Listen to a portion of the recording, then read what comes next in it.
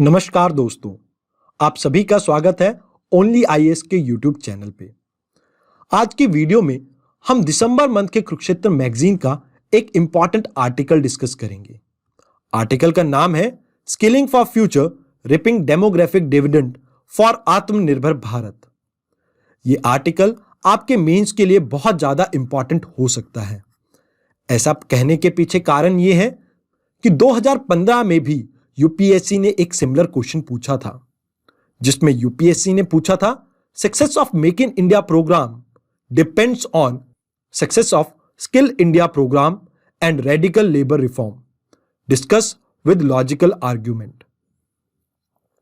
इस क्वेश्चन में आपको 3 गवर्नमेंट इनिशिएटिव को एक साथ इंटर रिलेट करके अपने आंसर को लिखना था, और आज के आर्टिकल में भी ऐसी ही कुछ बात है, जहां पर ना केवल हम आत्मनिर्भर भारत को इससे रिलेट करेंगे बल्कि न्यू एजुकेशन पॉलिसी के बारे में भी बात करेंगे। उसके अलावा ये टॉपिक इसलिए भी इंपॉर्टेंट है क्योंकि जो आपकी न्यू नेशनल एजुकेशन पॉलिसी आई है, इसमें भी वोकेशनल कोर्सेज को इंडक्ट करने की बात की गई है स्कूल करिकुलम में, जहां पर हम कोशिश ये करेंगे कि 6वीं क्लास के बच्चों को भी वोकेशनल एजुकेशन से अवगत कराया जा सके।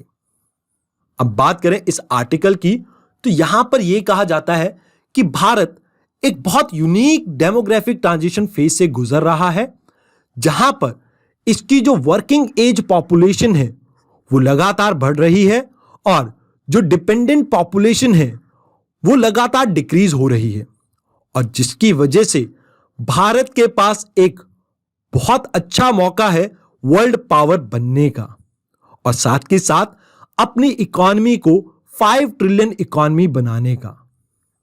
अब जिन लोगों को यह नहीं पता कि वर्किंग एज पॉपुलेशन क्या होता है, तो मैं उन्हें बताना चाहूंगा कि यह एक ऐसा सेगमेंट है आपकी पॉपुलेशन का जो इकोनॉमिक एक्टिविटी में पार्टिसिपेट करते हैं।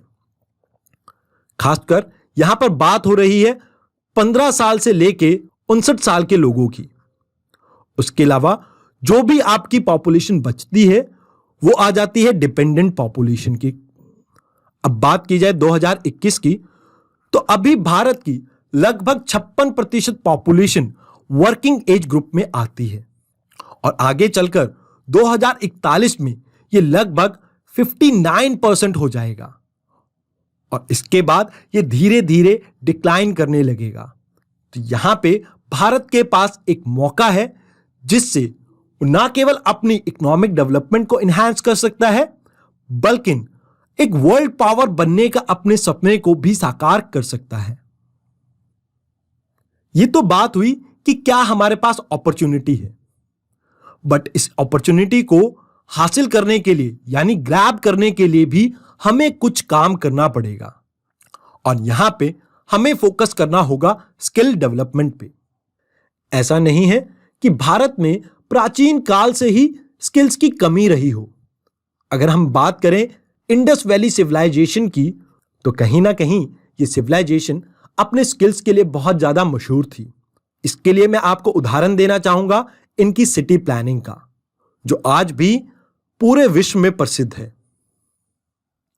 जो हमें बहुत सारे मैन्यूस्क्रिप्ट, उसके अलावा आर्कियोलॉजिकल एक्सकवेशन में जो चीजें मिली हैं वो ये दर्शाती हैं कि भारत में प्राचीन काल में बहुत अच्छे स्किल्स मौजूद थे, और इसके पीछे कारण था गुरु शिष्य परंपरा, जहां पर एक गुरु अपने चेलों को अपने सभी गुणों को सिखाता था, और आज की डेट में हम इन्हें कहते हैं अप्रेंटिस।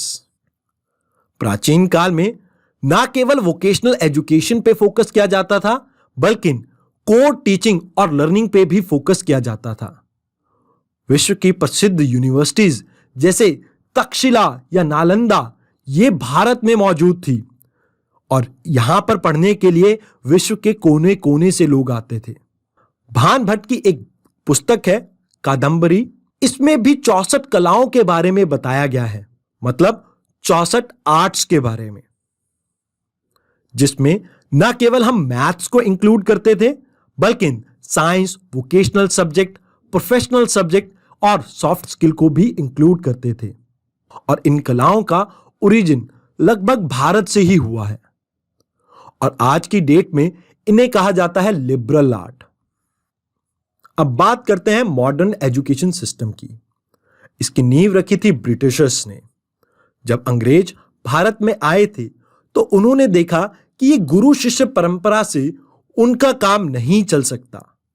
ऐसा कहने के पीछे कारण यह था क्योंकि उन्हें उस टाइम इंग्लैंड से अपने लिए वर्कर्स लेके आने पड़ते थे जो उनकी भाषा को समझ सके।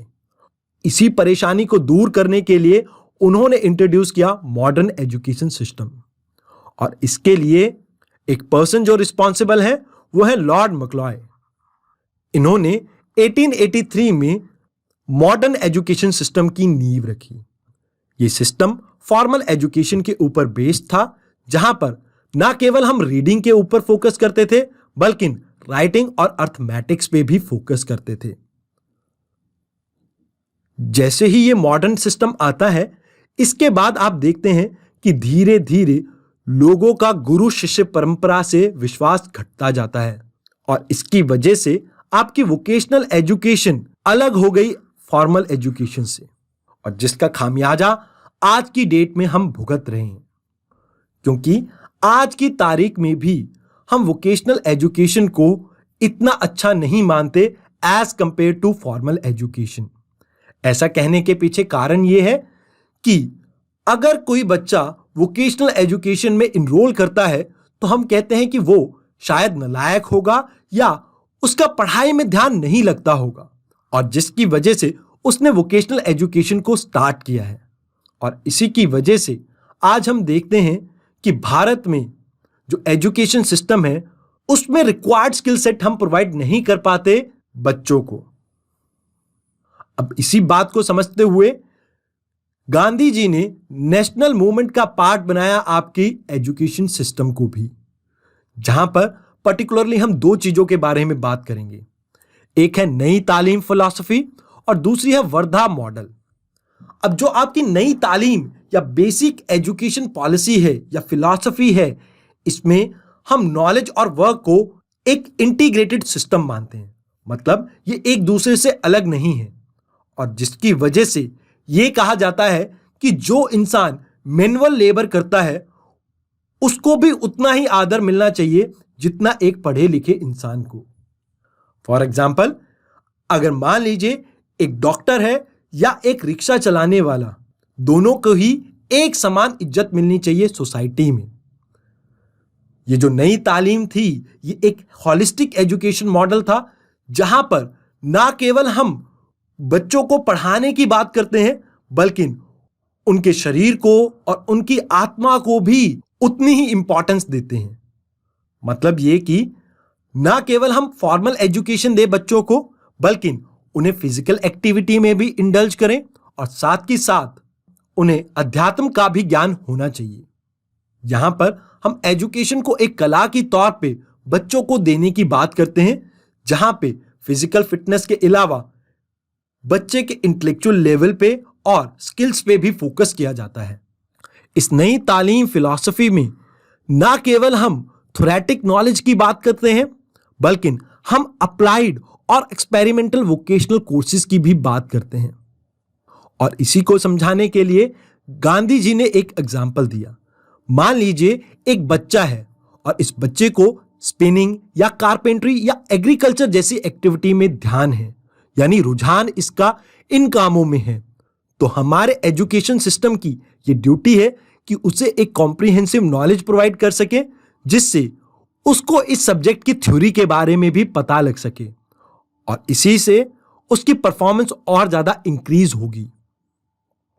उसके अलावा यहां पर एजुकेशन के अलावा हम मेंटल और फिजिकल हेल्थ पे भी फोकस करते हैं ताकि बच्चे को एक ऑल अराउंड एजुकेशन मिल सके जो कि एक परफेक्ट बैलेंस हो आपकी साइंटिफिक नॉलेज यानी मैथ और साइंस, लिटरेचर और वोकेशनल एजुकेशन का।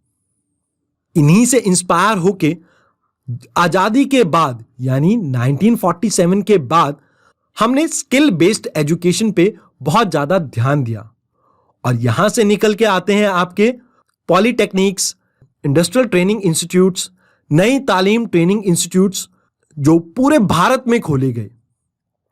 इसके बाद 1950 में हम लेके आए क्राफ्टमैन ट्रेनिंग स्कीम, जहां पर हम फ्यूचर नीड्स के लिए अपनी मैन पावर को तैयार करने के लिए आईटीआई के थ्रू उनमें स्किल्स इंडक्ट करते हैं।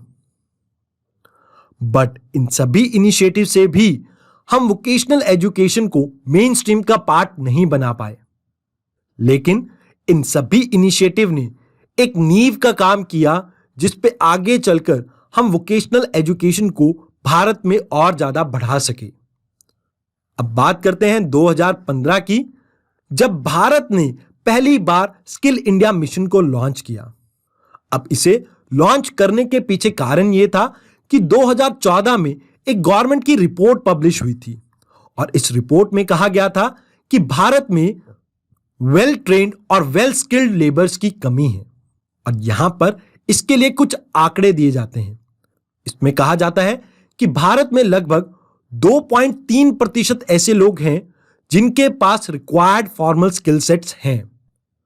अगर बात की जाए विश्व की बाकी कंट्रियों की, तो यहां पर यूके के पास 68% ऐसी पॉपुलेशन है जिनके पास फॉर्मल स्किल्स है, वेराज जर्मनी के पास 75%, यूएसए के पास 52%, जापान के पास 80% और साउथ कोरिया के पास लगभग 96% ऐसी पॉपुलेशन है जिनके पास फॉर्मल स्किल ट्रेनिंग है।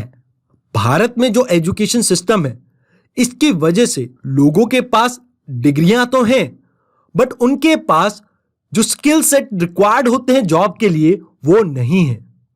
और इसी कमी को दूर करने के लिए 2014 में भारतीय सरकार ने शुरू की एक नई मिनिस्ट्री फॉर स्किल डेवलपमेंट और इसे नाम दिया गया ministry of skill development and entrepreneurship. और इसी मिनिस्ट्री ने आगे चलकर 2015 में लॉन्च किया स्किल इंडिया मिशन। इस मिशन में हमारी कोशिश यह रहेगी कि हम भारत के लगभग 40 करोड़ लोगों को डिफरेंट स्किल्स प्रोवाइड कर सकें और यह हमें अचीव करना है 2022 तक। इस मिशन को एक और नाम से भी जाना जाता है, इसे कहते हैं हम नेशनल स्किल डेवलपमेंट मिशन। यहां पर हम कोशिश कर रहे हैं भारत के स्किल लेवल को इंप्रूव करने की और इसमें हम आउटकम के ऊपर फोकस करते हैं ताकि लोगों को हम सस्टेनेबल लाइवलीहुड प्रोवाइड कर सकें। इस मिशन को चेयर करते हैं आपके भारत के प्राइम मिनिस्टर और इसमें हम कोऑपरेटिव फेडरलिज्म को फॉलो करते हैं, मतलब राज्य सरकार भी इसमें पार्टिसिपेट करती हैं। अब बात की जाए इसके स्ट्रक्चर की, तो गवर्निंग काउंसिल के हेड होते हैं आपके प्राइम मिनिस्टर, वेराज स्टीयरिंग कमेटी के हेड होते हैं जो भी मिनिस्टर हेड हो मिनिस्ट्री ऑफ स्किल डेवलपमेंट का। उसके अलावा मिशन डायरेक्टरेट को हेड करते हैं सेक्रेटरी रैंक के एक आईएएस ऑफिसर जो लीड करते हैं आपकी मिनिस्ट्री ऑफ स्किल डेवलपमेंट को। अगर बात की जाए अगले लेवल की, तो यहां पर स्टेट स्किल डेवलपमेंट मिशन आ जाता है और साथ के साथ नेशनल स्किल डेवलपमेंट अथॉरिटी आ जाती है। ये तो बात हुई इस मिशन को इंप्लीमेंट करने वाले स्ट्रक्चर की।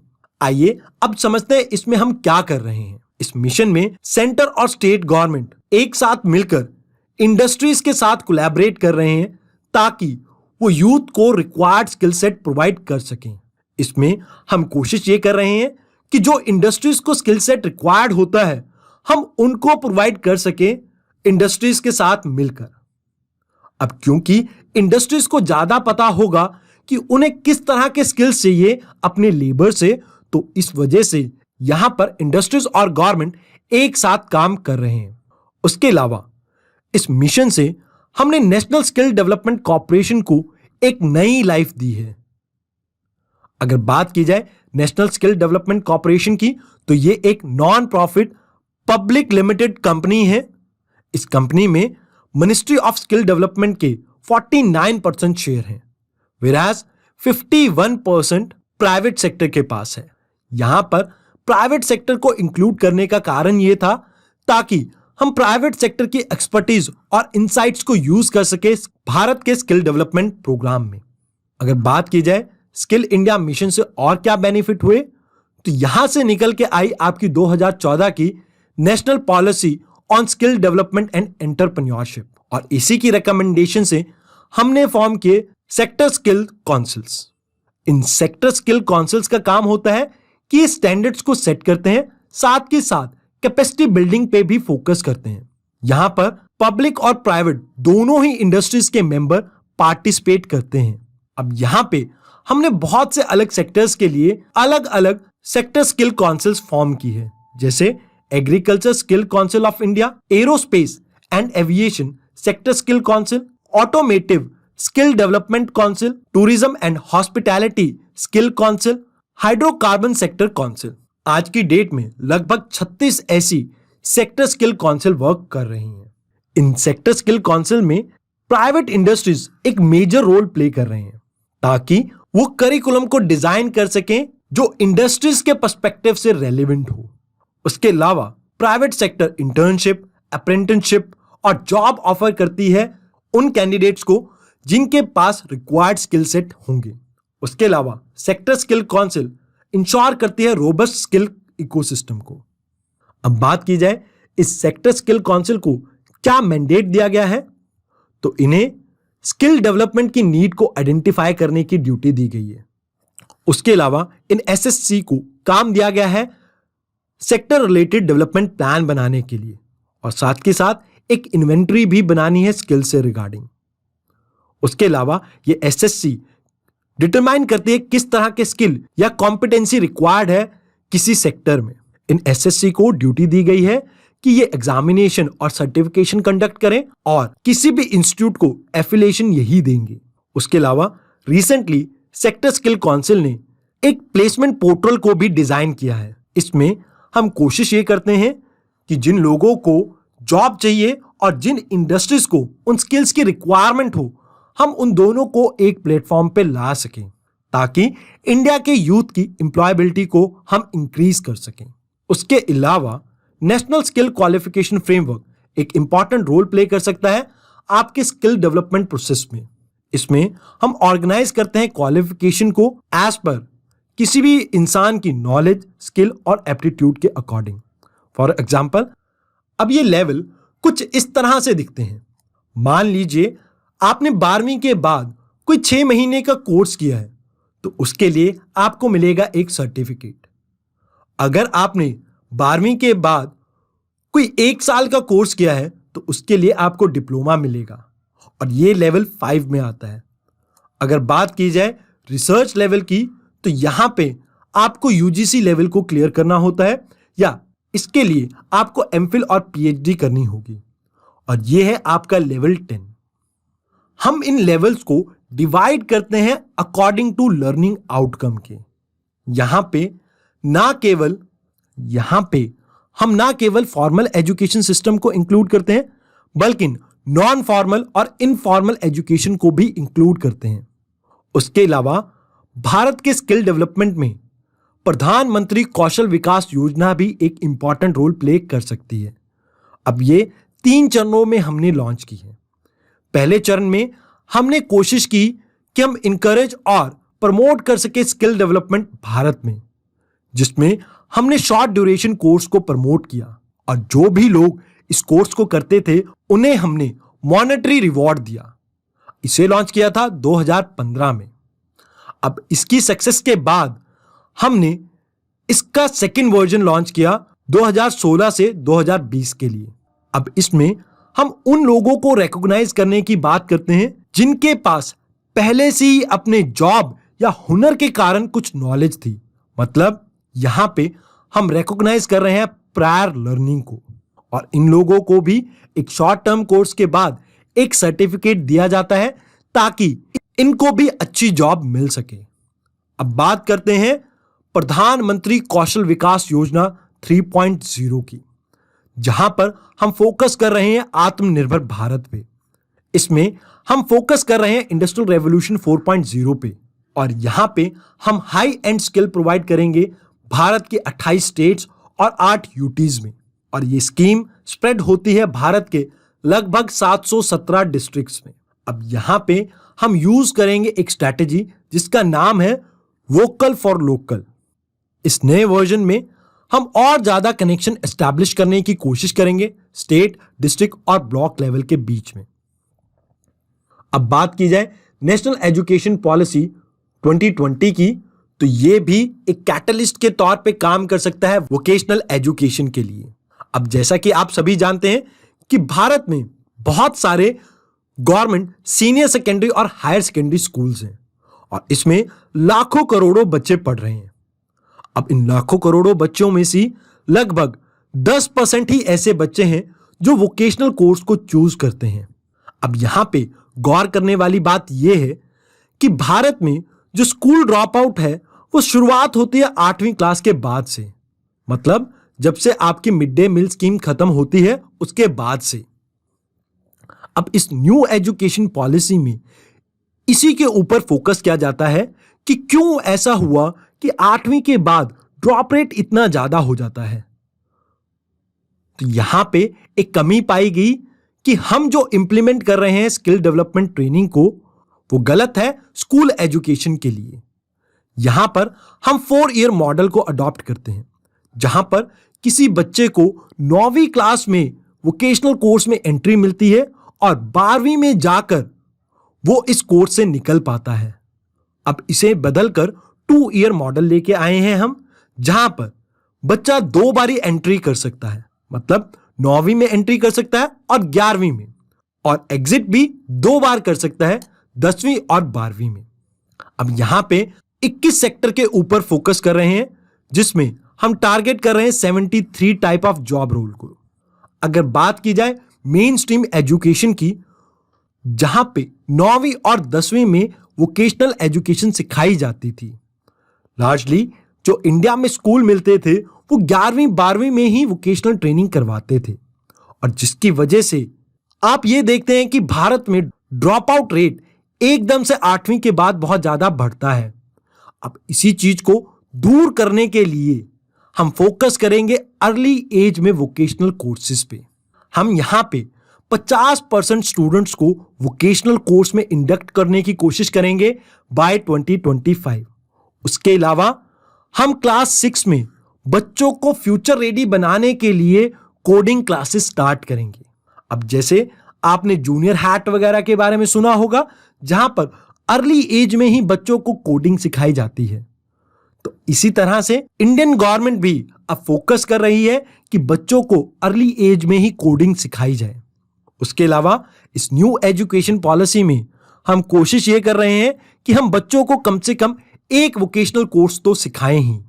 साथ ही साथ यहां पर वोकेशनल एजुकेशन पे हम मिडिल और सेकेंडरी लेवल पे फोकस करेंगे, ताकि हम स्मूथली इंटीग्रेट कर सकें हायर एजुकेशन में इन वोकेशनल कोर्सेज को। अब यहां पे हम बात करते हैं इस पॉलिसी में क्या की इनिशिएटिव लिए गए हैं। हम एक national committee for integration of vocational education form करेंगे, जिसका काम यह होगा कि वो इंटीग्रेशन को देख सके सभी वोकेशनल कोर्सेज की, साथ ही साथ किन डोमेन में गैप एग्जिस्ट करता है स्किल डेवलपमेंट में, उनको भी एनालाइज ये करेंगी। अब यहां पे जो आपके सेकेंडरी स्कूल हैं वो कोलैबोरेट करेंगे ITI से, पॉलिटेक्निक से और लोकल इंडस्ट्री से, ताकि स्कूलों में स्किल लैब्स बनाई जा सकें और जिससे बच्चों के हाथों में हुनर आ सके। उसके अलावा हम लोकल विद्यालय बनाएंगे, जहां पे जो हमारी इंडिजिनियसली बिल्ट वोकेशनल एजुकेशन है या नॉलेज है, हम उसको सभी बच्चों के लिए अवेलेबल करवा सकेंगे। उसके अलावा हायर एजुकेशन इंस्टीट्यूट्स को शॉर्ट टर्म सर्टिफिकेट कोर्सेज कराने की इजाजत दी जा रही है। अब बात की जाए हमें वोकेशनल एजुकेशन के लिए किस तरह के मॉडल की जरूरत है, तो बहुत सारे मॉडल एग्जिस्ट करते हैं दुनिया में और लोकली भी, बट नीति आयोग यहां पर 3 प्रोमिनेंट प्रोग्राम रन करता है 2 फ्रंट्स पे। पहला, वोकेशनल एजुकेशन को हम मेन स्ट्रीम में लेके आएंगे।